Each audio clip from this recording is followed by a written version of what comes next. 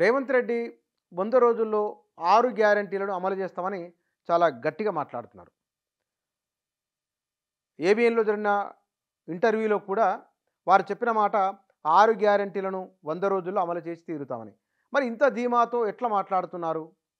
ఒకవైపున గత ప్రభుత్వము ఇండ్ల కోసము, రేషన్ కార్డుల కోసము చెప్పిన దరఖాస్తులను తీసుకున్న దరఖాస్తులను కాదని ప్రజాపాలన పేరుతో మళ్ళీ కొత్తగా దరఖాస్తులు తీసుకోవడం, అవి 1,25,00,000 వరకు రావడం, వారన్నిటిని స్క్రూటినైజ్ చేసి ముందుకెళ్ళడం ఎంతో ఒక సవాలున్నది.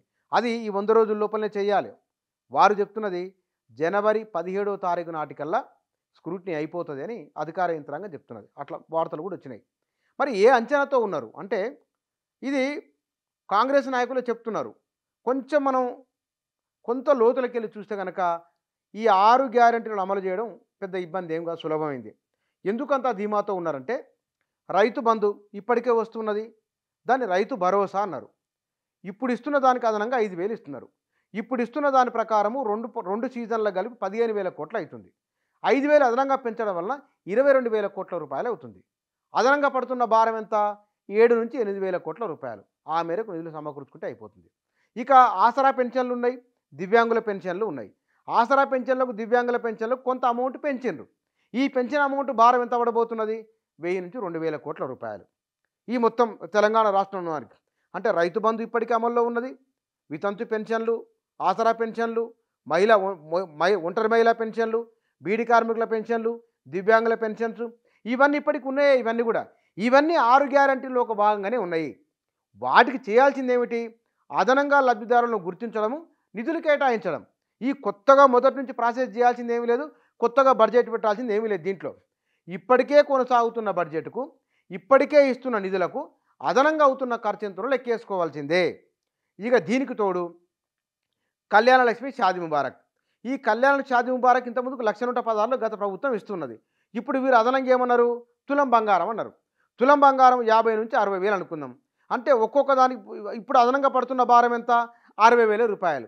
అంటే సంవత్సరానికి అవుతున్న పెళ్ళిళ్ళెన్ని, అందులో వైట్ రేషన్ కార్డు వివాహాలు ఎన్ని ఉన్నాయి, ఆ బంగారం ప్లేస్లో డబ్బులే ఇద్దారనుకున్నారు. డబ్బులు బంగారం ఇవ్వడానికి కొంచెం కష్టమవుతుంది కావచ్చునేమో, డబ్బులే అనుకుందాం. బడ్జెట్లో అవుతున్న బంగారం ఇచ్చినా సరే అదనంగా పడుతున్న భారం ఎంత?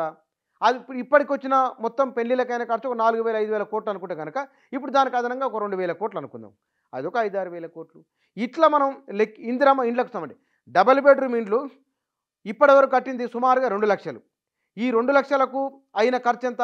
11,000 కోట్ల రూపాయలు. 2 లక్షల ఇండ్లకు 11,000 కోట్ల రూపాయలు కట్టి ఇవ్వడం అయితే, ఇప్పుడు ఇంటి స్థలం ఉన్న వాళ్ళకి 5 లక్షలు ఇస్తారు. ఇప్పుడు చేయాల్సింది ఏమిటి? వైట్ రేషన్ కార్డులు, ప్రజాపాలనలో తీసుకున్న దరఖాస్తులు, ఇవన్నింటినీ అమలు చేయడము. అందరికి ఇస్తామని కాదు, 6 గ్యారంటీల అమలు ప్రారంభమవుతుంది. అంటే ఈ 100 రోజుల కాలంలోనే అందరికీ ఇండ్లు ఇస్తారని, 100 రోజుల కాలంలోనే అందరికీ ఉద్యోగాలు ఇస్తారని కాదు. అవి ప్రారంభం అవుతాయి.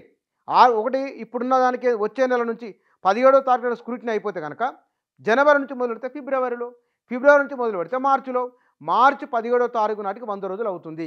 ఈ 100 రోజుల నాటికి వారు అనుకున్న దాని ప్రకారము రైతులకు పెంచి ఇవ్వడము, పెన్షన్లు పెంచి ఇవ్వడము, ఉద్యోగాల భర్తీకి ఏడాదిలో 2 లక్షల ఉద్యోగాలు అన్నారు. ఈ ఉద్యోగాల భర్తీకి సంబంధించిన ప్రక్రియను ప్రారంభమైతే చాలు, 100 రోజుల్లో ప్రారంభం అయిపోవాలి. ఇవన్నీ కూడా ప్రారంభమైతే వారు అనుకున్నట్లుగానే ఈ 6 గ్యారంటీల అమలు ప్రారంభమైనట్లే. ఇప్పటికే వాళ్ళు చెప్పింది ఏమిటి? మహిళలకు ఉచిత బస్సు ప్రయాణం ప్రారంభమైంది. ఆరోగ్యశ్రీ కింద 5-10 లక్షలు ఇస్తూనే ఉన్నారు, 2 అయిపోయినాయి. ఇంకా మిగిలిన ఎన్ని ఉన్నాయి? 4.